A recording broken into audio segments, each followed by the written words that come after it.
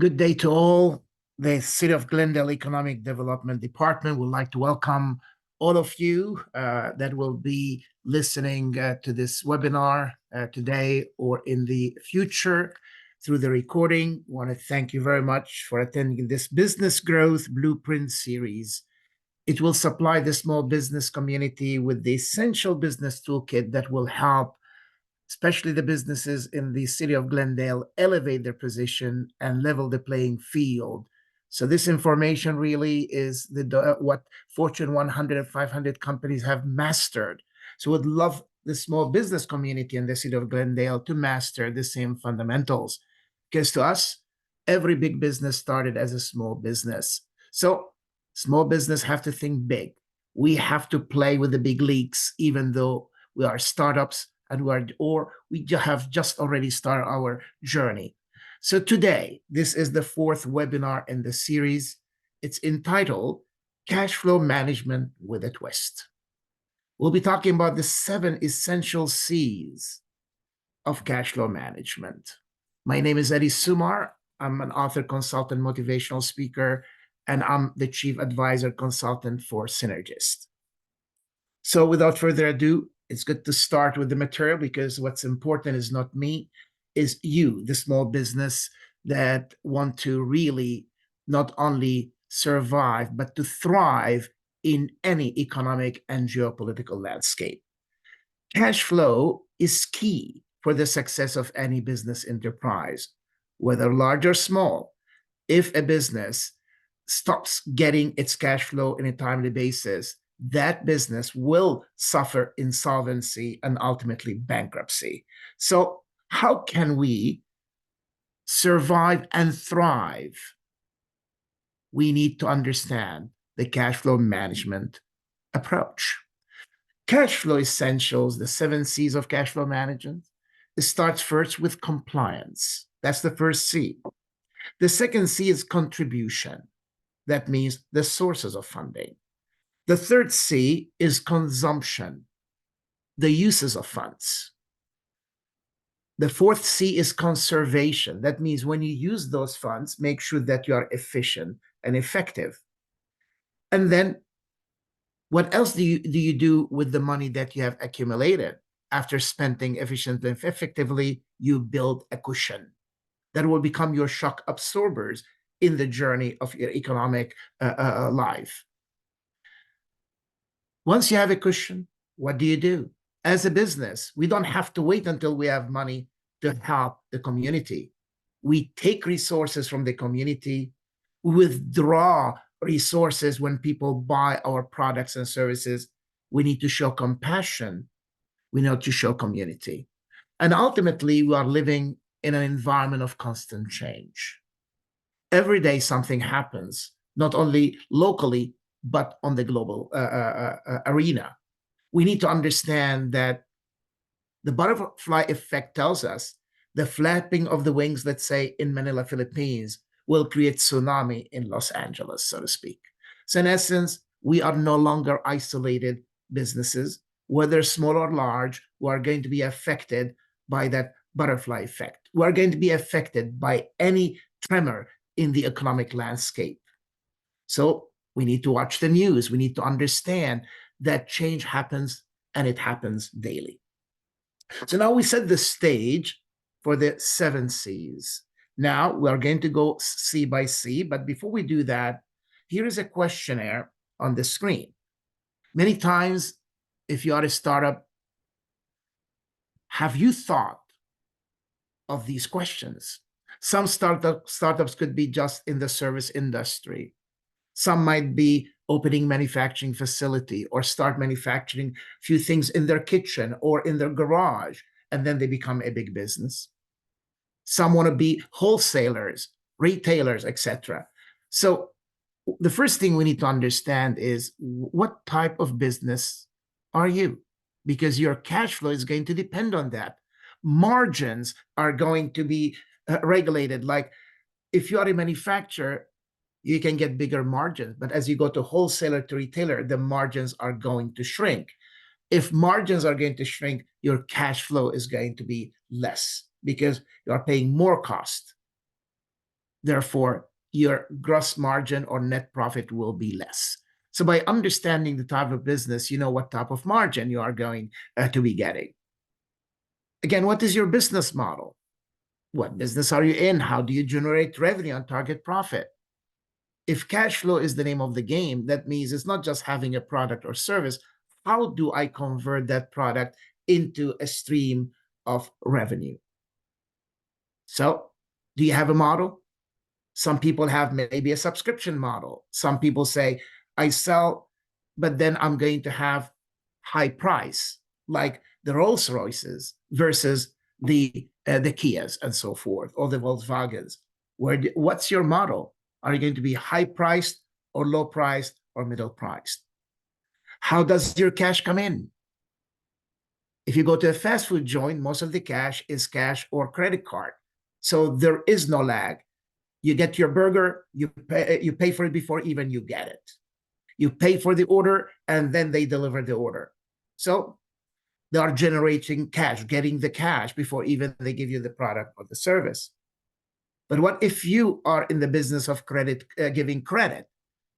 Are you giving 7-day terms, 15-day terms, 30-day terms, 60, 90, or even more?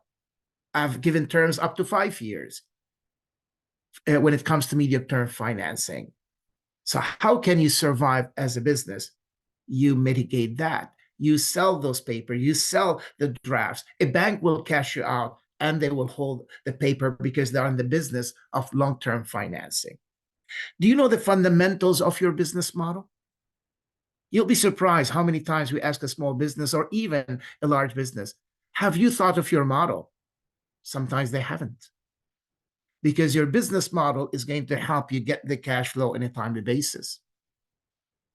For example, in credit collection, many times you say, some companies are sales-oriented, they sell, but they don't understand collection.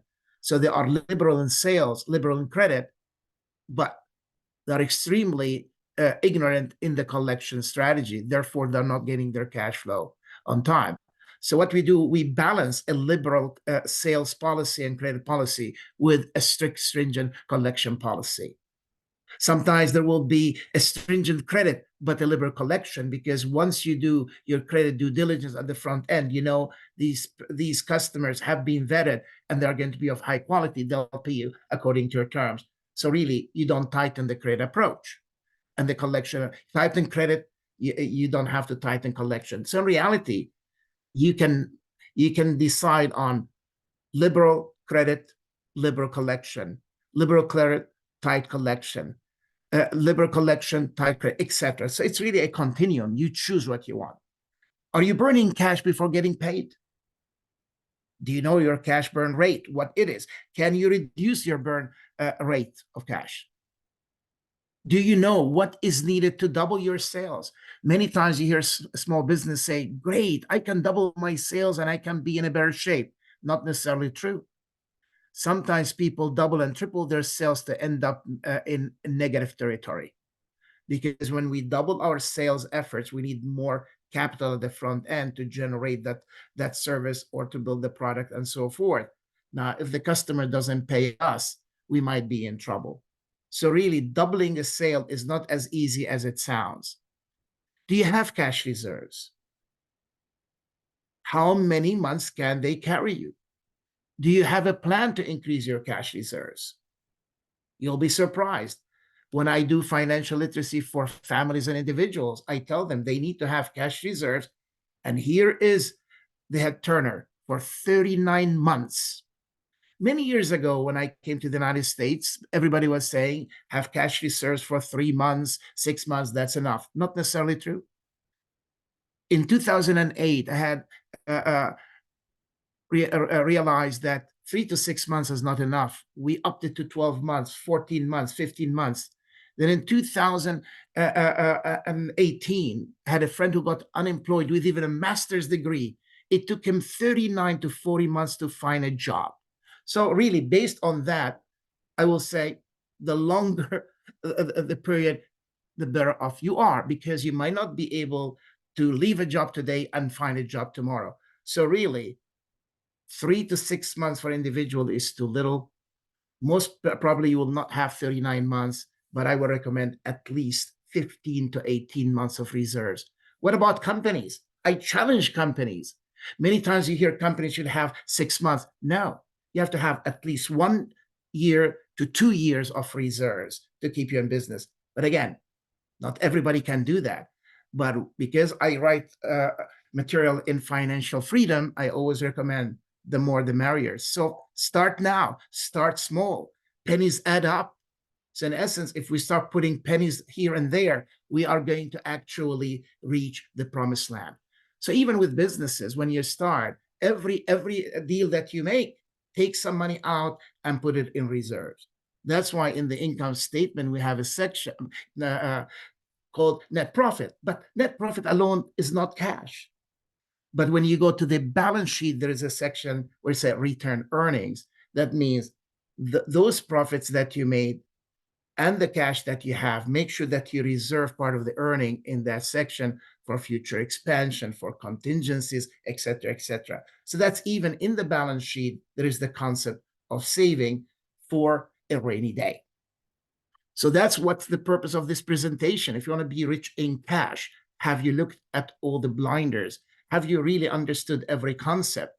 I know that you're not going to be able to have a reserve overnight, but guess what? I've worked with companies that they started slow, and I know a gentleman that started in 2020 February during the pandemic. Today, he told me like a few months ago that he was able to build, believe it or not, 2-year reserves. Even during the pandemic, he thought it was going to be very, very challenging, but his business took off, and he was able from zero reserves to almost 2 years of reserves. So it's doable. It's a lofty goal, but you can make it. Do you have a plan to increase your cash reserves? Maybe you say, but Eddie, this is crazy. I might not be able to be more than a few days. Fine. Increase day by day. Make a goal. Every month, add a reserve for what to keep you going for one day in business. If you do that in 1 year, you have added 12 days. If you double, becomes 24. If you triple, becomes. So really, it's a mindset that a business has to acquire and have to build to be financially fit. It's a discipline. It's about fitness. When you go to the gym, you work. You work hard to build muscles. Therefore, a business has to work hard to create those reserves. You have access to cash management tools and sources, lines of credit with a bank, terms with suppliers, other reserves, sources, payment deferment, debt retirement, and so forth. So this is just the tip of the iceberg. That's why before I start, whether give a consulting service to clients or to do a presentation, I want really everyone, whether small or large company, to introspect, to realize, am I burning the cash? Am I generating cash? If I'm generating it, what am I doing? I'm conserving it or not? So every step of the way should be streamlined, and we should be frugal in every step. That means efficient to become effective. The essentials, the first C is compliance. Believe it or not, many people say, I'm in business, and they don't realize that the first C that is going to preserve their cash is compliance. Compliance, you say? Yes, compliance. Notice we're not talking about contribution or let me just go start collecting money, looking at my savings and my retirement account, so forth, to open a business. Yes, you have all the money, but before even you open a business, the first thing I want you to think of is setting the boundaries and measuring up, meaning look at the laws and regulations, the ordinances. Like, for example, when I opened my business in Rancho Cucamonga, I talked to a friend of mine who's an attorney, but he's in the Irvine area, and I said, what do you think? Do I need a license to operate a consulting business? He says, no, if you're a consultant, you don't need a license from the city. But he even said, yeah, but check with the city. I went ahead and called the city, and they said, yes, you don't need a license, but you still need a license to operate from home because the city wants to share. They want to take a percentage of your total gross income. Right there. One advice was you don't need a license. But when I talk to the city, yes, I need a license. And what happens if I don't? I'll be penalized. If you are selling a product, you need to have a sales permit. Just imagine if you collect the sales tax and you don't give it to the CDTFA in California or to the agency in whatever state that collects that sales tax, if you get audited, you are going to be in trouble. Again, businesses and even individuals, we have to file taxes. That's part of compliance. There are two duties: duty to file and duty to pay. What happens if we don't file? We get penalized. What happens if we don't pay? We get interest.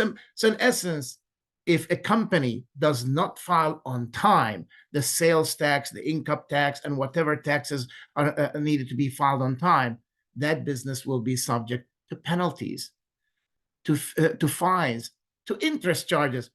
These are all drains on your cash flow.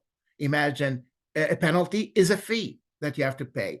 An interest, it's a fee that you have to pay. Why should you pay interest on money that it's not yours? If you collect sales tax, give it to the government. So that's really the eye opener. So if you are a small business or a big business, it doesn't matter. Look at the compliance issues. And in fact, in the chat, there is the handout number 1. And really what I want to for you as a small business to understand is that when you are dealing with these cash flow issues, for example, let me show you, like in just section 1, when we think about compliance. Here is some of the things that you will find in that handout in the chat. Have you checked into compliance issues for industry and company? In reality, it gives you birth and keep you alive. Because if you don't have the permits, the licenses, if you haven't even chosen the right business legal entity, if you imagine a sole owner has to file certain forms, a partnership will find another forms, corporations will find other forms, nonprofits. So if you don't file the right forms, you'll be in trouble with the tax authorities. So do you have the right forms, the right entities, etc.?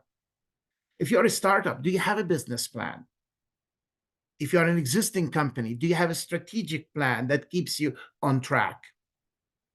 So you could see, like in the first section, there is at least 4 pages of material that you need as a small business to go over. Here is another sample from this handout. Have you established your values and standards? Believe it or not, as a business, building a reputation based on good standards and values could earn you more money. Because if people trust you as a business, they are coming back for more. Therefore, they build goodwill and loyalty towards your organization. So you see, even having standards of quality, values of honesty and transparency, it will earn you something. I'll tell you a story that happened yesterday. In fact, over the weekend, my wife was checking a product that we received through Shop PBS. And it came from China. And what happened, one of the turtles, the leg was broken, but the originator in China, instead of just saying, oops, let me put high quality product because PBS tells people that we are high quality. So they decided in China, whoever really packaged that turtle, yeah, the leg was broken. They painted the leg. Really, that's a concealment. That's a commission of fraud. They're defrauding a consumer. But they're in China. They think the Foreign Trade Commission doesn't apply to them.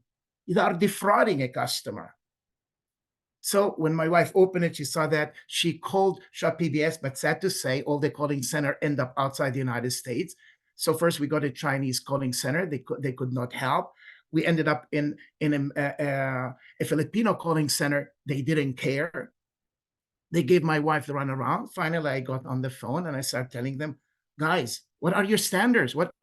Don't you value your customers? They didn't care. So finally, over the weekend, I couldn't get to BPS in the US. That calling center gave me a 714 number. I called it. They gave me the wrong number on purpose. And then finally, when I called, they said, no, this is the TV station, PBS. That is not the customer service. I ended up back in the Philippines, and that lady was as nasty as could be. And finally, she said, I don't care. So what did I do as a consumer? I called my credit card company and I lodged the dispute and I reversed the full charge.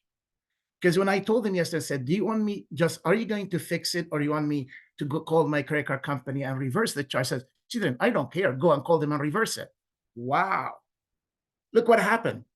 I didn't just reverse one item. Because of concealment and the commission of fraud, intent to defraud a consumer, I called my credit card company and they agreed with me. Let's reverse the whole invoice because I want to get their attention. I want to get the attention of the US-based company.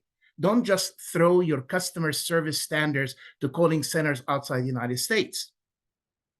Deal with the consumer here in a kindly way. Immediately, my credit company agreed and they said, we are lodging a dispute. And now we'll see. It will take 45 days for them to respond. And if not, but I got my full provisional credit. The goal is not about the credit. It's the goal that they have no values, no standards for high quality and for customers' delight and satisfaction.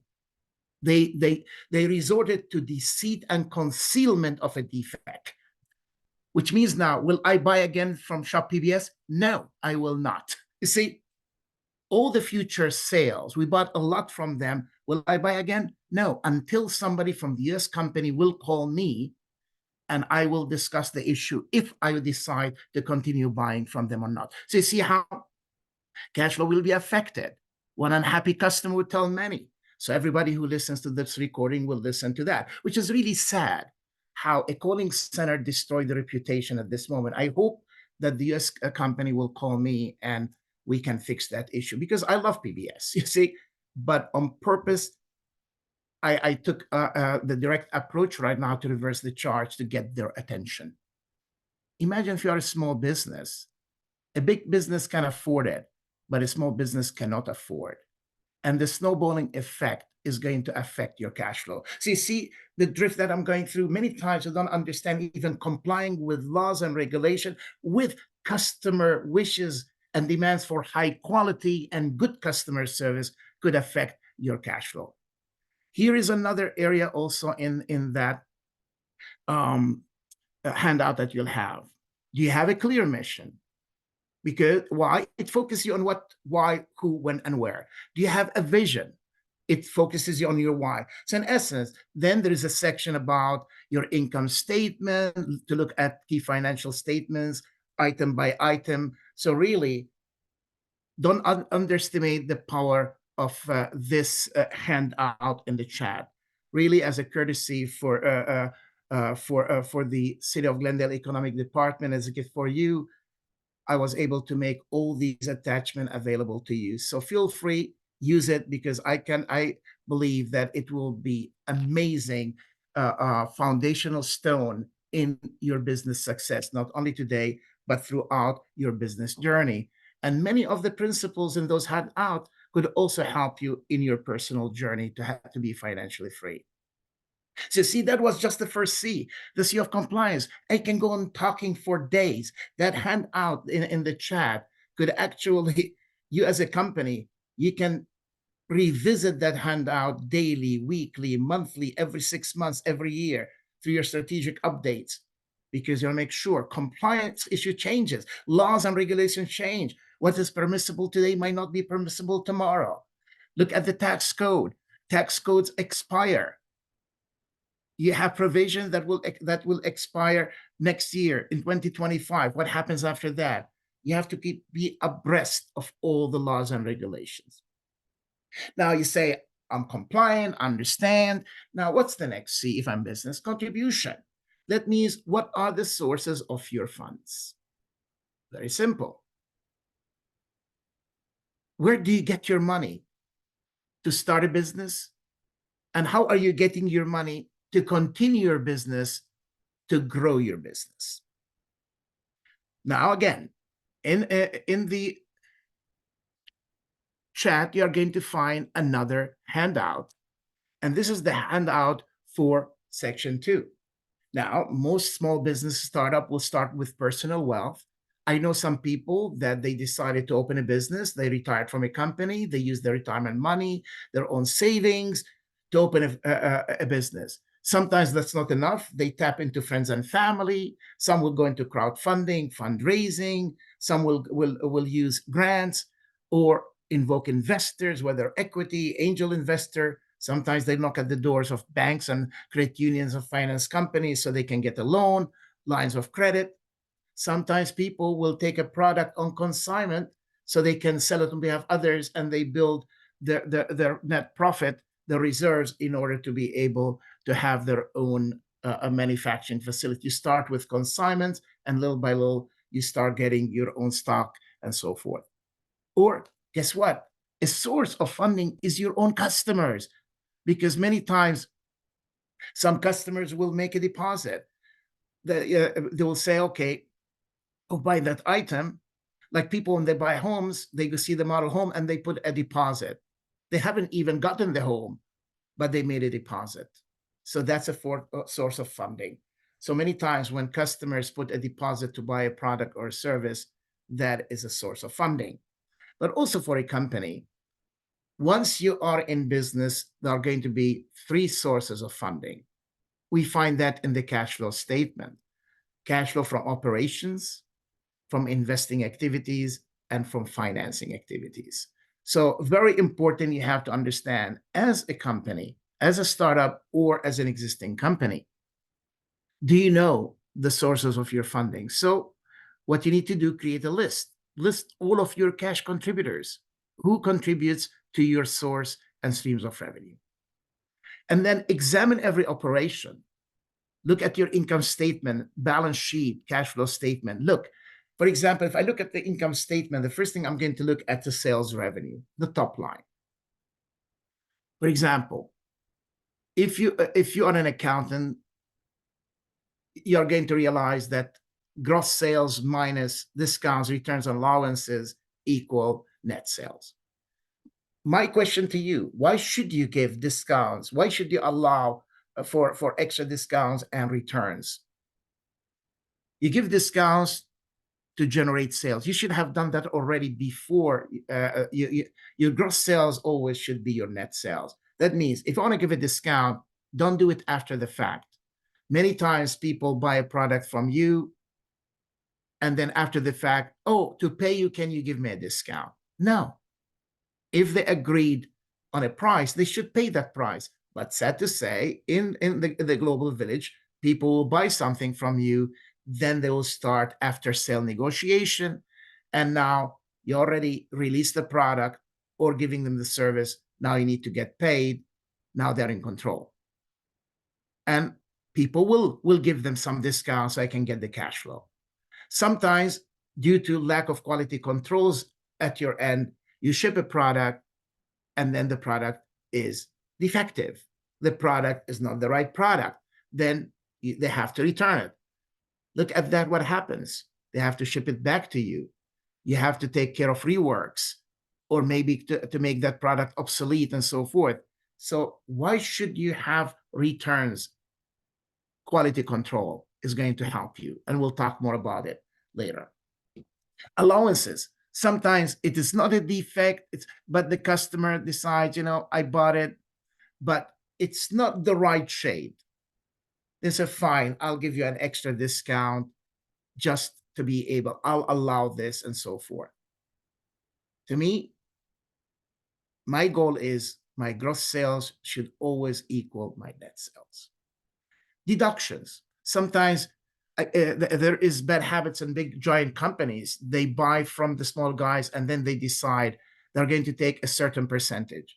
For example, I worked for a sprinkler manufacturer, and some of the giant companies flat out, they told us, we need an extra 2% discount. They call that a volume discount for returns. Whether we have returns or not, we want the company to give us a percentage. And if we didn't do it, they did a deduction and they send us debit notes. Wow. That takes your cash flow. It drains part of your cash flow. Also, your accounts receivables, the quality. If you sell on credit, always remember, sell to good people and start from a good place. That means do your due diligence. Vet the person you are selling to. Their character should be beyond reproach, because people of good moral characters will pay you. No matter what happens, whether it takes them years, they will pay their debt. So that's how you are going to understand. If you do your due diligence, your accounts receivable will be of high quality. Therefore, bad debt will be less. The write-offs will be less, because bad debts, write-offs, allowances to deduct from AR, all that is a drain on your cash flow. Because you sell, you don't receive the money. You already spend the money to produce the product or the service. That's a drain on your cash flow. Now you are not receiving the money with your net profit. So it's a loss in essence. Anytime you have a cost in the income statement, you need to ask yourself, do I need this item? Is it relevant? Can I keep it under control? Is it efficient? Does it lend to zero waste? So in essence, again, this handout, it's about 3 pages that I want you to think of all your operation, whether it's the financing activity, the investing activity, or the operating activity. Because if you do that, you are going to be a smarter, practically, business owner or a business entity. Because when you are doing, imagine, notice we're looking at contribution, but also I want to tell you, as your sales contribute to your cash flow, make sure that that contribution is not going to be drained. Also, when we look at the SG&A, the sales and general administrative costs for your company, make sure that every line contributes to efficiency and effectiveness, to increasing the net profit, not draining the net profit. Leave it. I want you to think always in terms of efficiencies and effectiveness. What else do we need to understand as the third C? The uses of funds. Wow. Remember, source and use, there are two sides of the currency. Now, when I think of consumption, what does it mean? It means I got money, now I'm using that money. In a business sense, how do you get money from operations is through your net profit. Because when you started the business, you had a certain amount of capital, you produced something, you paid for the cost of goods sold or the raw material to manufacture, etc. You paid for your employees, for your salespeople, marketing people, admin, etc., in order to sell. And now you have a net profit, but we know we sold to good people. Now that money was collected and now converted into cash, and some will be retained earning for future expansion and contingencies. So now we're going to go dig deeper into the section 3. For example, we want to go to the handout, for example, in section 3. Like, I love the metaphor of the river. That's why I call the cash flow river. Like whenever you are sailing or cruising a river, what do you see? You have banks. The rivers have banks in order to contain that water, so to speak. But when we are traveling along a river, what do you see? Many times you see people coming to the river to drink water. So that's part of consumption. When you have cash, you are going to use it. Some people will come to the river to obtain food. As you are using your cash, are you wasting it? Many times you see rivers that are polluted. That means, are you polluting the cash flow river that you have? Are you misusing that resource? Because not just having cash, it's managing that cash. Many times you say, I have a lot of money. I received a lot of money, especially in business, in seasons. Sometimes when business is seasonal, in some months you're going to have an influx of cash. But what happens when the season ends? You are going to dip. Many mistakes people do when there is a lot of money, they celebrate and they think that there is no tomorrow.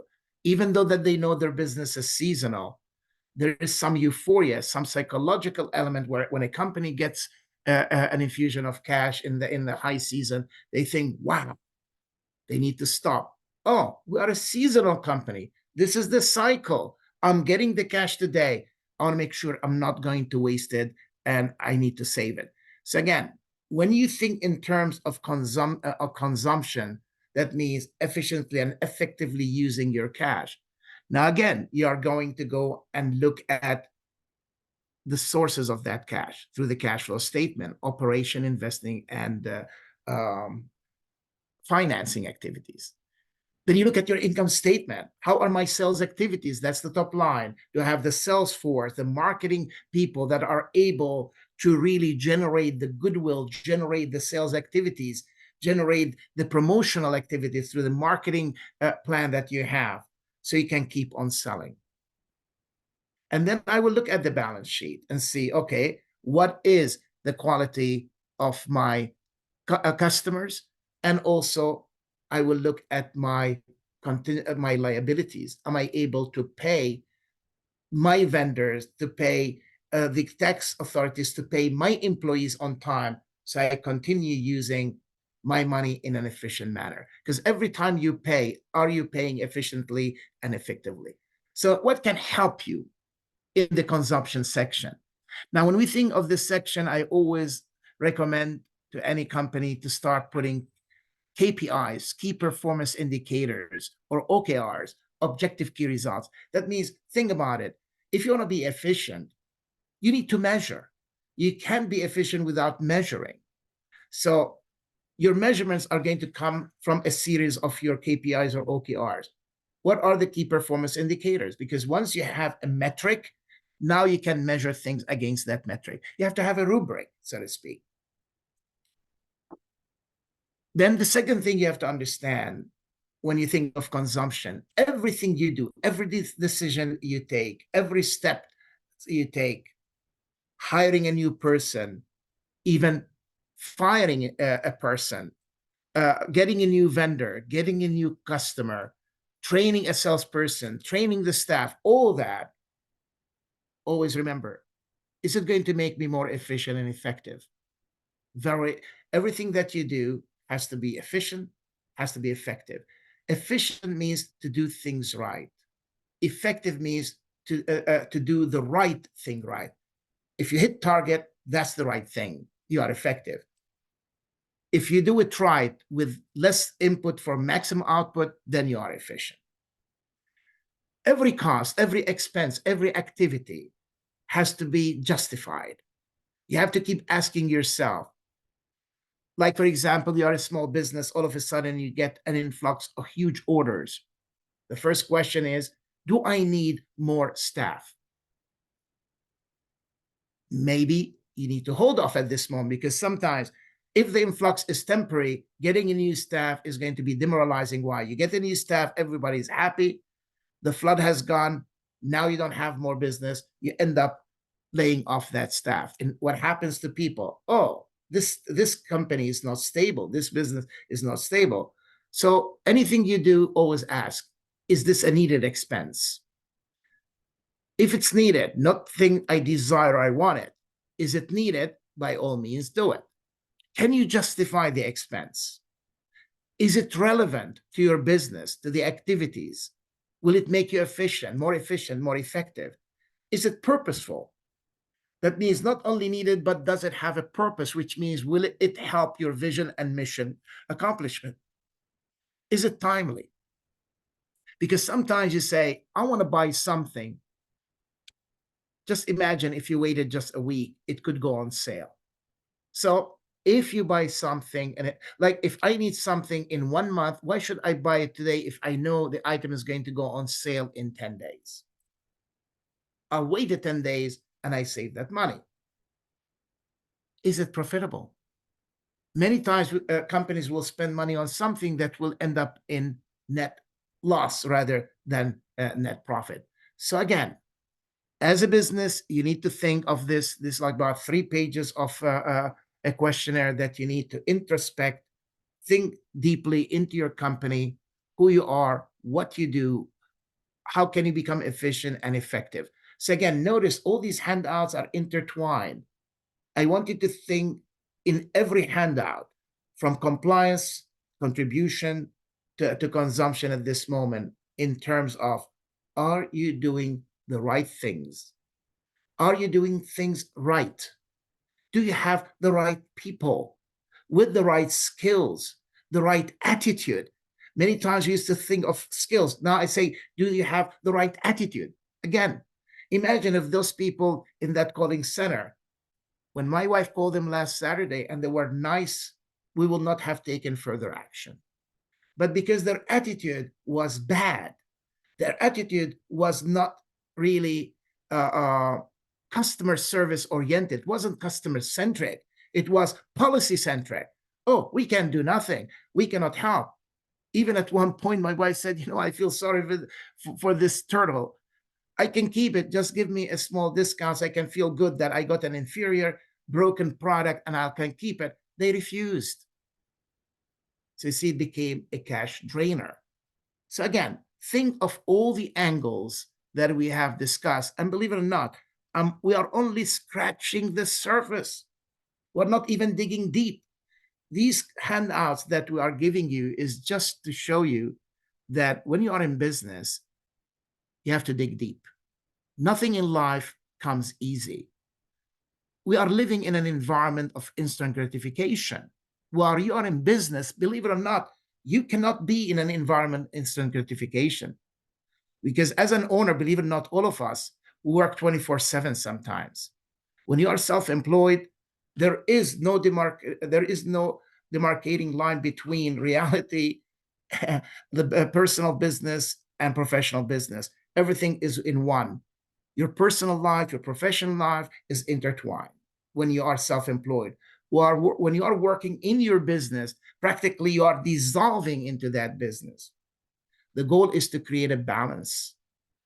You need to make sure that you yourself don't dissolve through working in the business, but you keep intact working on the business, not just in the business. And that's one thing that we're going to go to the next level of conservation, preventing against leakages, waste, erosion, and pollution. And the twist that I'm bringing here, we're not just talking about the business erosion.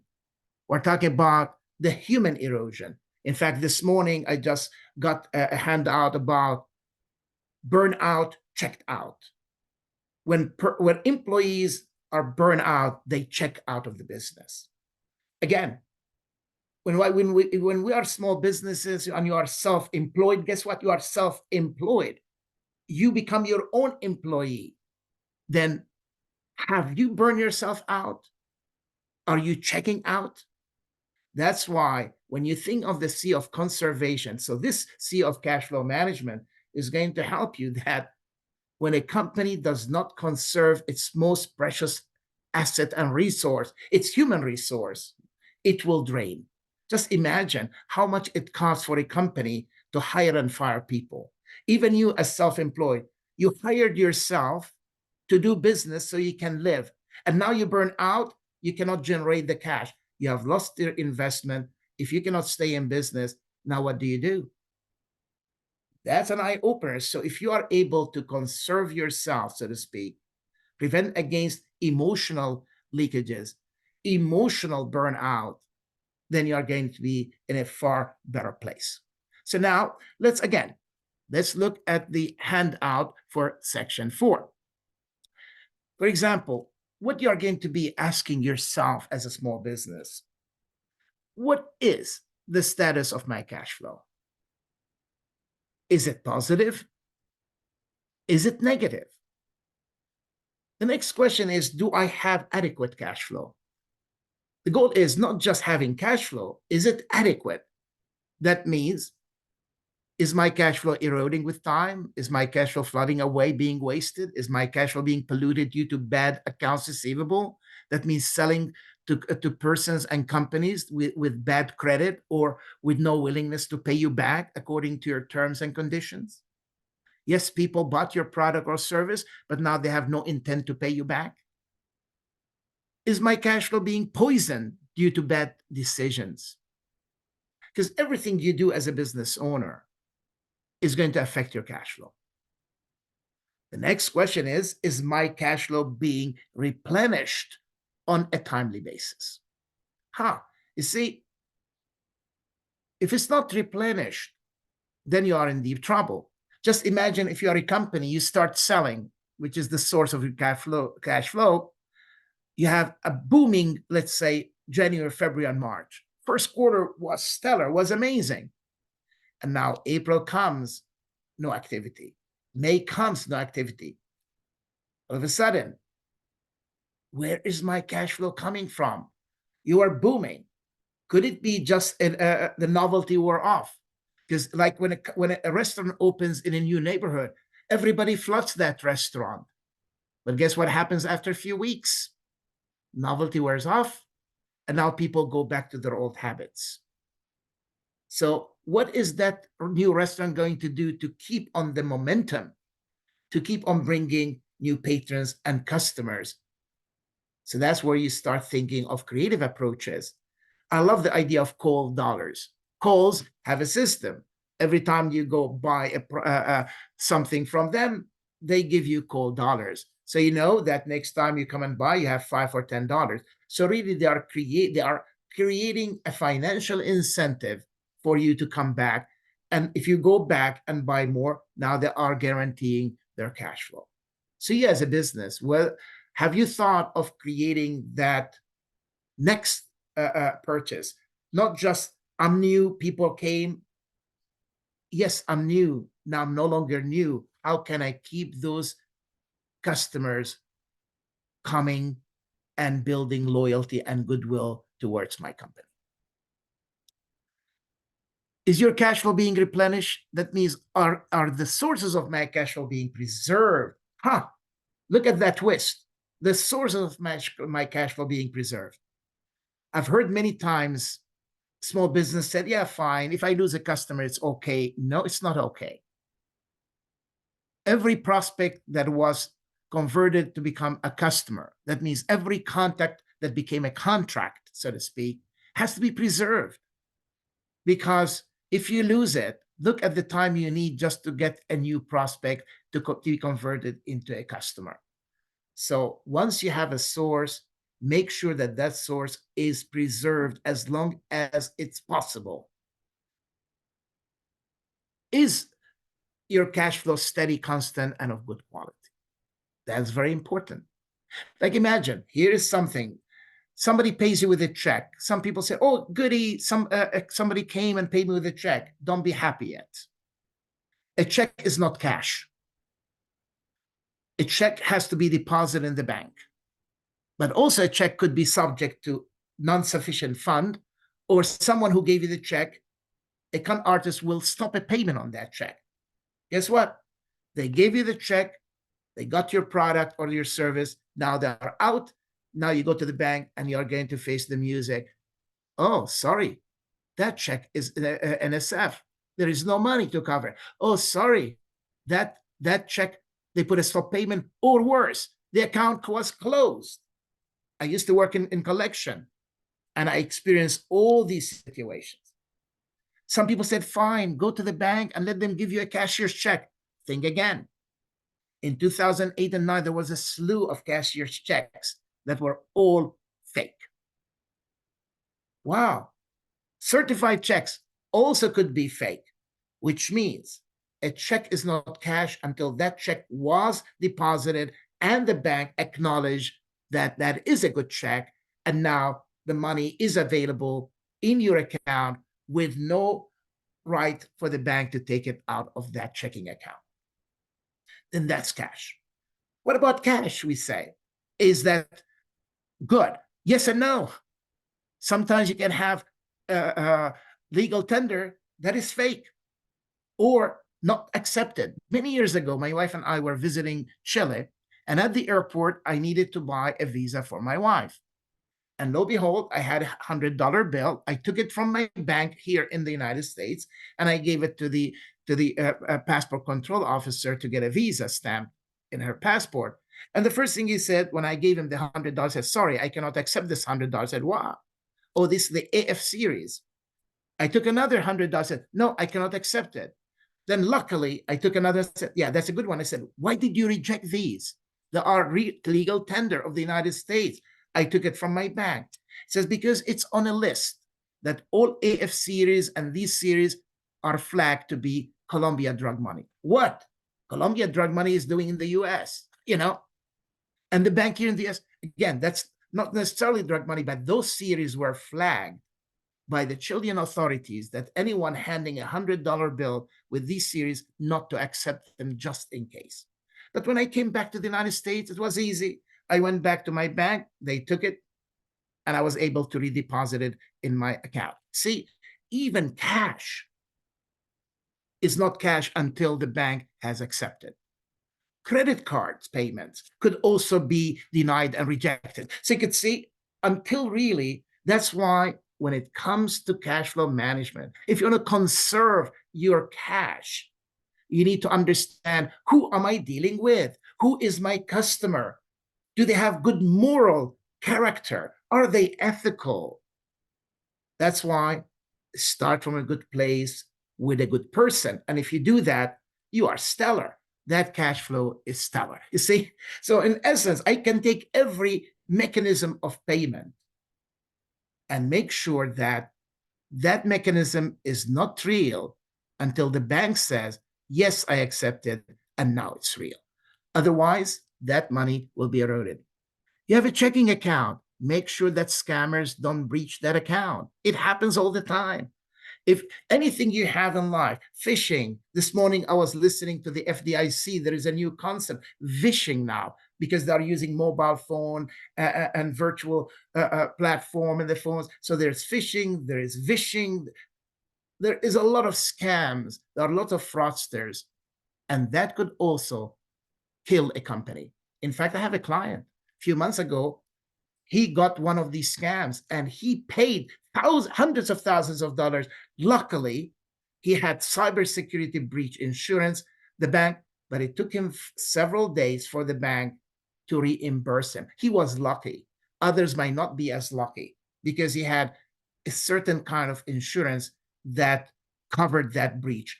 But the way it happened is as if somebody from the one of his customers contacted him and said, you need to send this payment here, not there. They routed the money, and it was all a scam. It happens on a daily basis if you are unaware. So that's really, if you want to really conserve your cash, are you aware of all the fraud prevention? Do you have insurances? Believe it or not, when I worked in the credit field, we have credit insurance for domestic transaction, international credit insurance, because it protects your receivable.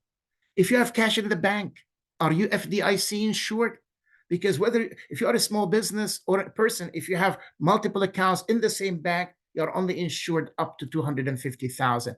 You see, if you want to conserve what you have, you need to understand about FDIC insurance and other mitigating techniques to keep that money intact in that branch. So now, when we think of conservation, really you're thinking about preservation, upkeep, management, maintenance, protection. Because as a small business, don't work hard to build a business to lose it to scammers, to lose it to bad debt, to bad credit decisions, to emotional decisions. I work for companies when they see millions of dollars of a possible sale, they come to me as the trade finance person and said, "Oh, Eddie, please approve it." No, I have to do my due diligence. I'm not going to deny it, but I'm not going to approve it. I'm going to subject it to due diligence to conserve that transaction. I want to make sure that that sale is a sale. We have an adage in sales management. A sale is not a sale until the cash is in the bank. I want to make sure that every sale becomes cashable. Every sale is a good sale because I don't want to lose the client through mitigation, through litigation, and so forth. So in reality, again, when we think of the C of conservation, it starts with your vision and mission that will lead to excellence. Make sure that everything you do is high quality. You embrace values and standards of honesty, integrity, and hard work. You act wisely in implementing your plans. You employ the right people in the right places. You have the right equipment. You equip your employees. You don't burn your employees. Think about it. An employee that burns out might end up on sick leave, might end up leaving the company, or even getting fired and so forth, because if they cannot perform, they might end up in a negative situation. And what happens? I read a report just to really hire a receptionist in a company, it could cost the company up to $12,500 in replacement opportunity cost. If you're hiring a high-powered employee, it could cost a company, if you have lost a CEO, if you have lost a high-powered, anywhere from $87,000 to over $250,000 in lag time. I know companies that they're still looking for CEOs after 2 years, they haven't found. And that is really idle time. A good CEO during that time could have generated more income for that company. So really, when you are thinking of conservation, it's not just about the actual cash, it's about all the assets. And the most important asset in the company is the employee and the staff, including the owners, the CEOs. Everybody that is a human being with a human body is an asset and needs to be conserved so they can function at their optimum level. Do you have KPIs, OKRs, goals, objectives, etc.? So practically, this handout is going to help you more into your introspection. So you as a company are going to be a far more effective and efficient company. So you see, when we're talking about cash flow management with a twist, we're talking about a marathon. We're not talking about a sprint. We're not about instant gratification. We're talking about delaying gratification. We're talking about decision making. We're talking about problem solving. We're talking about balance between the person and the profession. We're talking about doing the right thing all the time. So now, to do the right thing all the time, have you thought of the fifth C?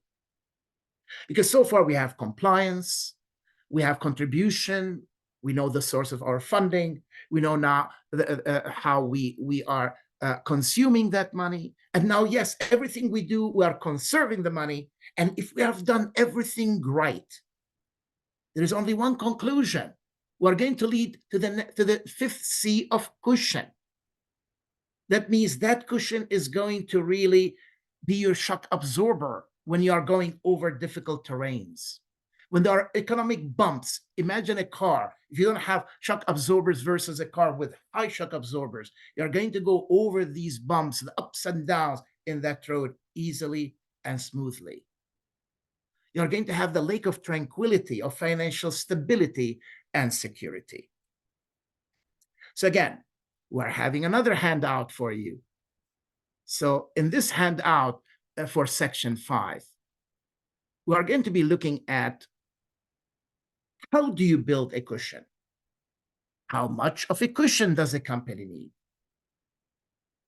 In essence, everything we have considered up to this point will help you to build that cushion. Just imagine, if you are compliant, just think of the C of compliance, how much money you're going to be saving if you don't get penalties and fees and interest charges and so forth.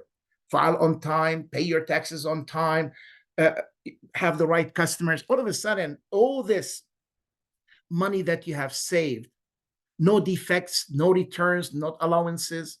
In fact, you can play a game. Some people do what they call self-insurance.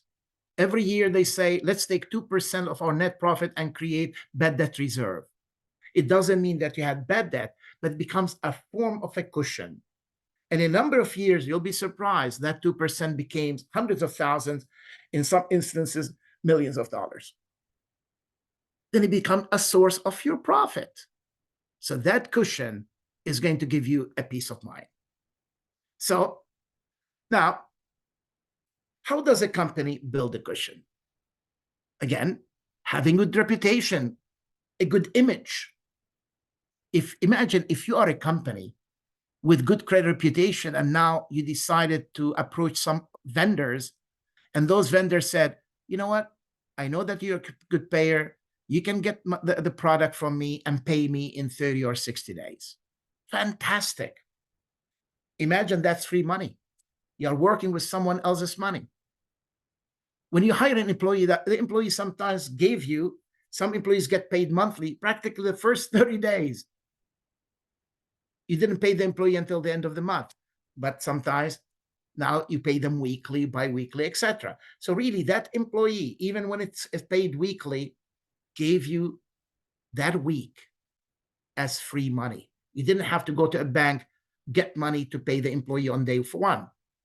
That employee gave you 7 days of free loan, so to speak. They loan you their services, then you have to pay them at the end of the week. You have generated sales, generated revenues, and now you're able to pay them. So everything that you are doing in a company is going to help you build that cushion. So if you are good with your employees, they don't leave you, they stay with you, they build that goodwill and loyalty for your company, the department, is going to be amazing way of saving. When you offer the right products and services, build strong relationship with your customers. Imagine when a customer is loyal to you, that's amazing. In fact, it's not the problem.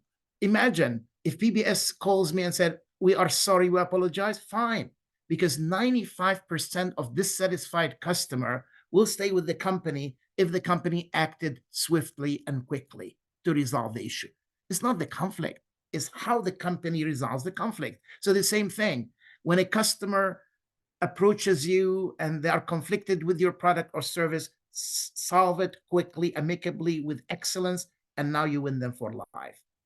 Have a skillful marketing team, establish strong credit department offerings, collection, when possible, even employ trade financing options. Like you might be a small business in Glendale, but one day you decide, through e-commerce, you'll invoke international trade, and that could be a source of income. And if you sell internationally, you become a big company, make sure that you understand the role of the export credit agencies. They have resources and tools, credit insurance, etc. Government programs that are plentiful to help an exporter be successful in the global village. Make sure that every expense and cost incurred is revenue generating and related to profit.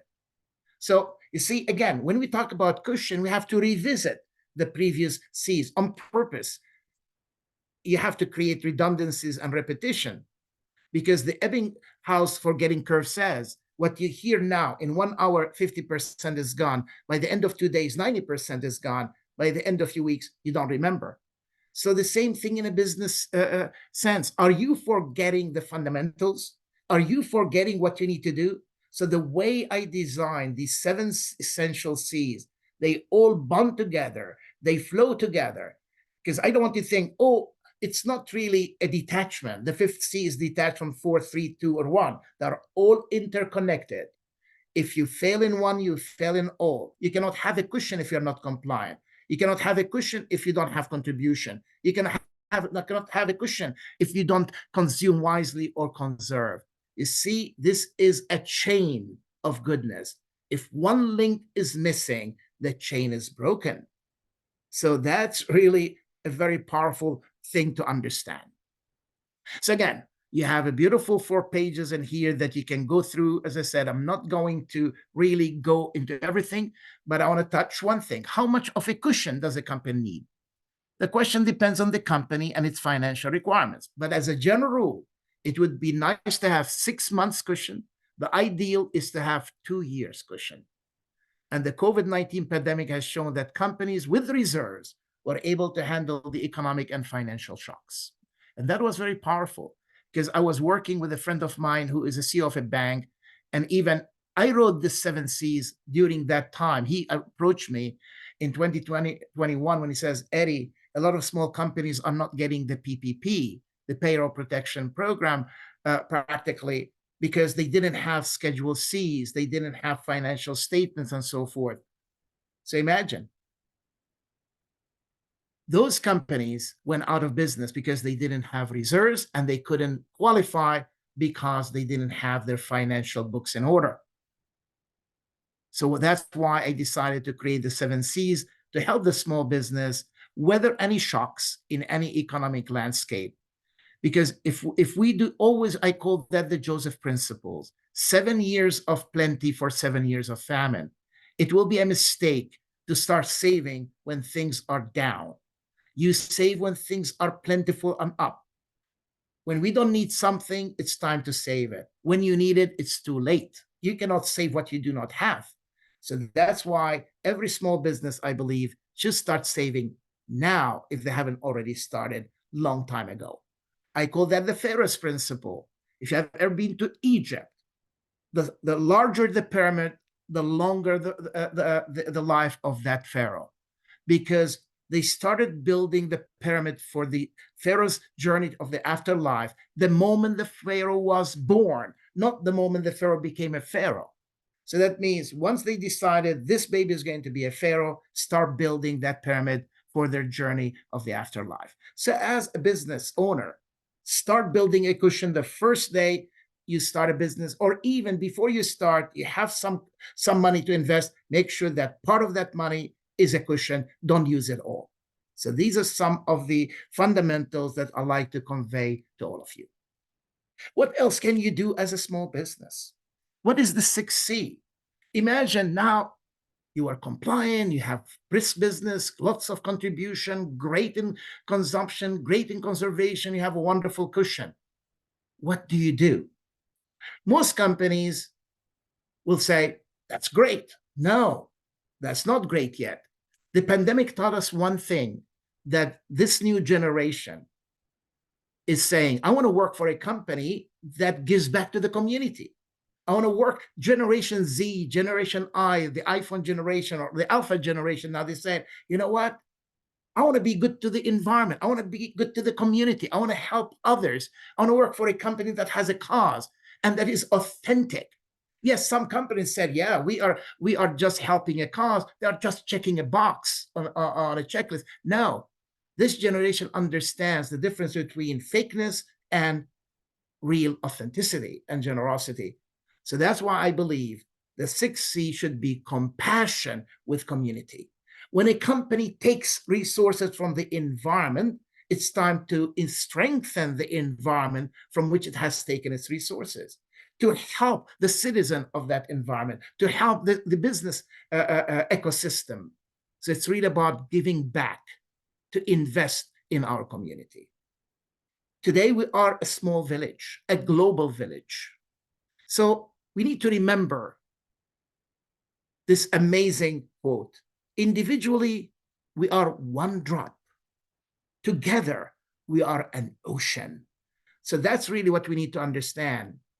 This 6C creates an ocean of goodness, an ocean of continuity. One of the things I like to do is to help any small business, like if they're, and bring big business to mentor a smaller business, to create a match between the big and the small so they can feed on one another. It's like the elephant and the flea. There is a symbiosis. There are birds, sometimes you see them on top of crocodiles, on top of animals in the wild, but they are friends. Why? Because one depends on the other. The cleaner fish comes and cleans the teeth of a whale or a bigger animal. Wow. This is exactly what we need to understand. If we want to build a virtuous cycle in our communities, it starts with the small business. Small business become big, but that big business should never forget their beginning. They need to look and help the small business, and every business, large, medium, or small, should give back to the community. Which means now we have another handout that we need to consider. And this is section number 6. In fact, there is a list here. How do you support the community? Support a charity, support a cause, offer internship. I want to zero in on offering youth internships and apprenticeship. This is a passion of mine. Mentoring the youth is a passion of mine. Give tours of facility to students. That means, believe it or not, if you are a small business, check community colleges in your area. The Glendale Community College, for example, the universities. Ask if some of the professors are willing to offer extra credit from some of the students to come and volunteer with you. You are saving money, but check into the laws, because some laws said, no, you cannot give internship until you pay. Some laws said, fine. So make sure that you are compliant. And if you do, you are getting here young youth brain that is going to help you look at things from a different perspective. I always engage the youth in different things I do. I have programs that I start from K to 100, so to speak, and I'm concentrating on high school and middle school. So you as a business, can you concentrate on high school and middle school or even colleges to engage them into your business for brainstorming, business planning, strategic planning, etc.? And maybe they can help you in your operation. Because what happens when you give these young people internships, you have beefed up their resumes. You have made them better in their interviewing skills and techniques. So now, if they stay with you, great. If not, they go to another job. You have strengthened that resume through project-based learning, real apprenticeship, real internships, and so forth. So really, this is this handout. There are 5 pages. I also included an appendix. I found a couple of articles, like one says 4 ways for companies to enhance community relationships. And then there's another article, 5 ways entrepreneurs can enhance local communities. What I'm really saying is that we take out of the community, never forget the community, give back to the community. Because believe it or not, when you do that, what you are really doing, you are building your reputation and your character. Your reputation and character gives you capacity to generate more revenues. Because imagine when people start talking about you, yes, this business, this ABC business is amazing. They engage the youth, they are engaged in the community, they are always at different functions, at events. They really give of themselves. They want the community to be the best it could become, and so forth. When you do that, when you look outward, you are helping yourself from the outside in, and now from the inside out, you become so motivated. You become really a motor, an engine to enhance the community ecosystem and to enhance the capacity of generating more revenue for your company because of the reputation and character that you have built in the community. So now, again, there is another C. You see, if you have done that, believe it or not, 1 through 6 will help you to weather down the last C, the C of change.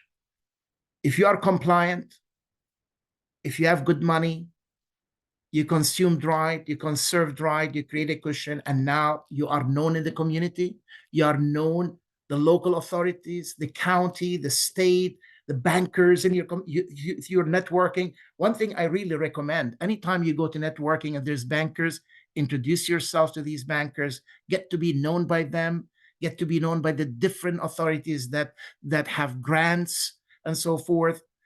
You'll be surprised if they meet you, they know of you. Share your vision and mission with them. Be authentic with them, because when the moment is right and they're working on something, they will remember you. And perchance they can give you a contract. They will involve you. They'll help you grow your business. And that is very, very powerful, because when you give to the community will give back to you. I believe giving first to receive later, and receive handsomely later. If you are working with a bank, many people say, oh, I don't need to go to the bank, to the branch. I'll just do online. Yes and no. Online is great. But believe it or not, if you take the time to go to the branch, now you are dealing at the human level. You meet the branch manager, you meet the person that is in charge of your account. They know you personally. You network with them. When there is a special deals, they'll call you. Oh, you know what? There is a deal. There is a CD that has a better.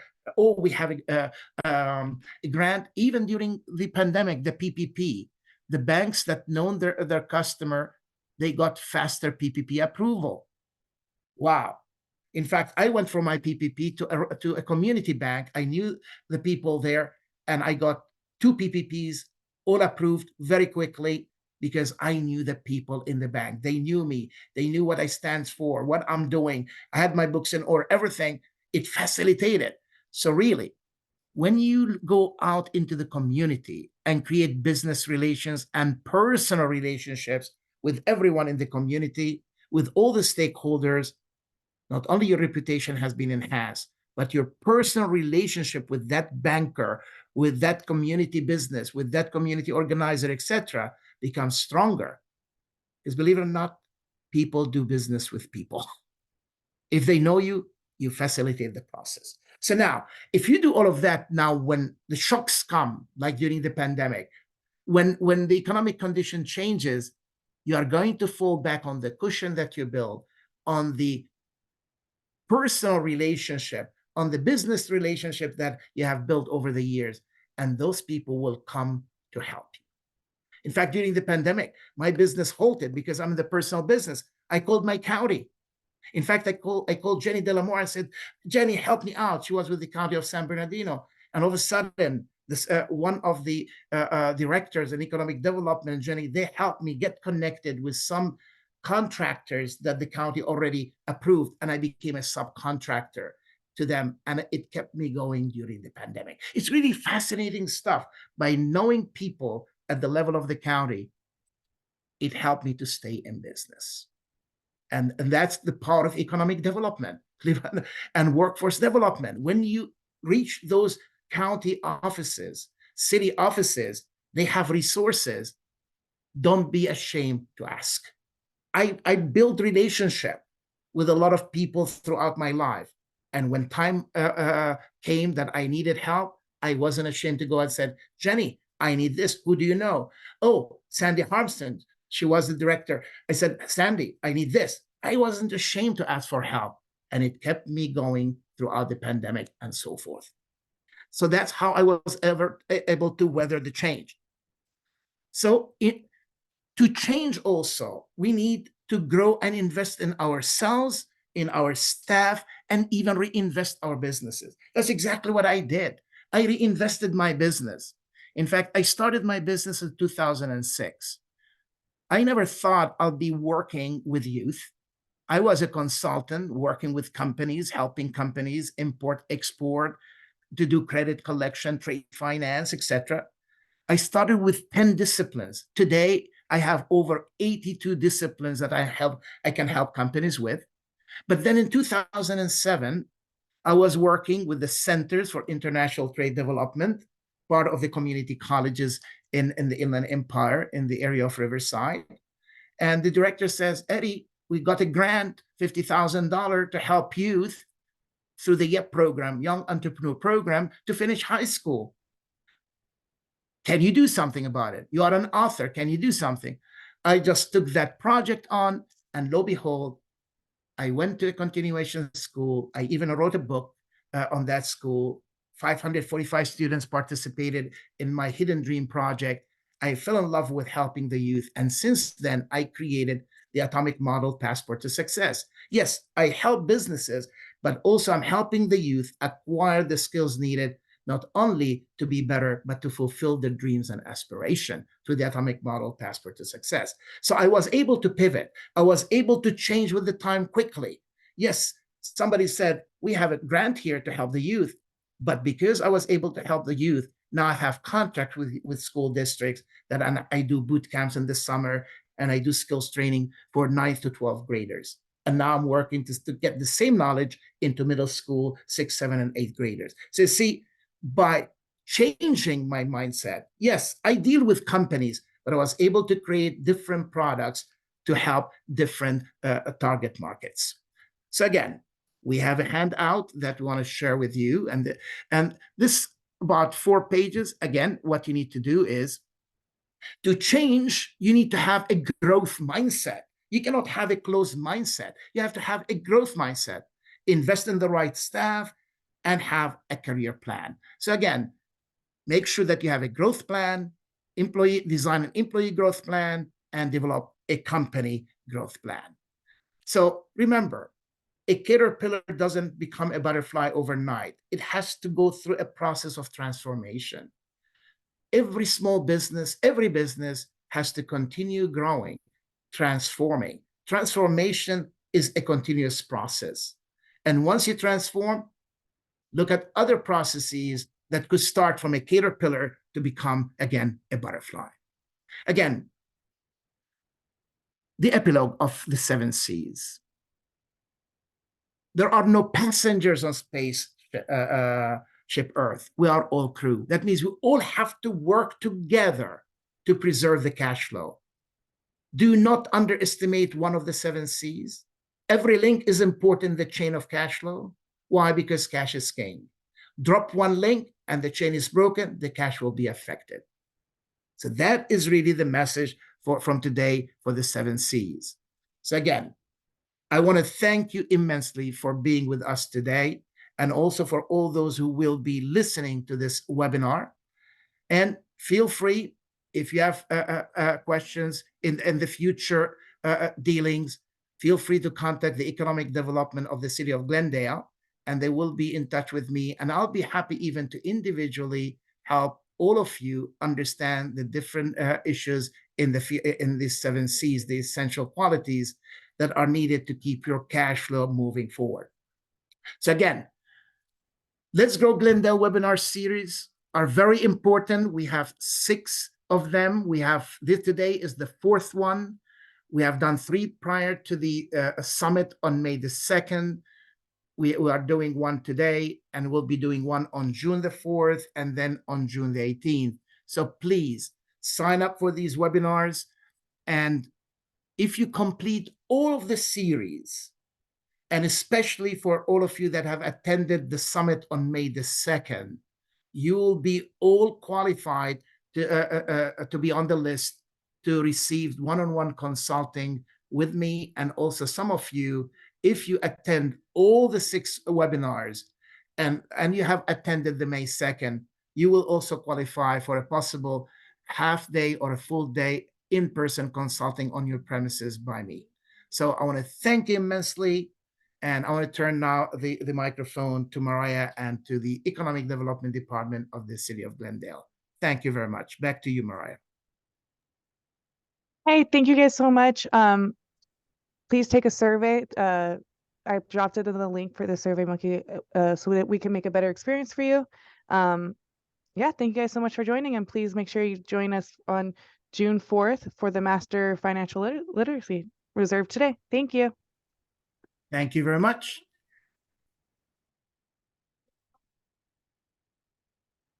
Excellent.